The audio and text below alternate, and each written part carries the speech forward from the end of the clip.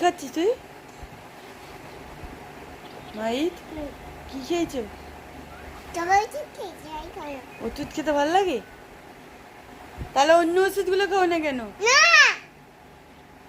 শুধু তোর কাশির ওষুধ খেলে হবে? খাবে থাম্পি ওষুধ? থাম্পি ওষুধ ভালো লাগে না? কেন?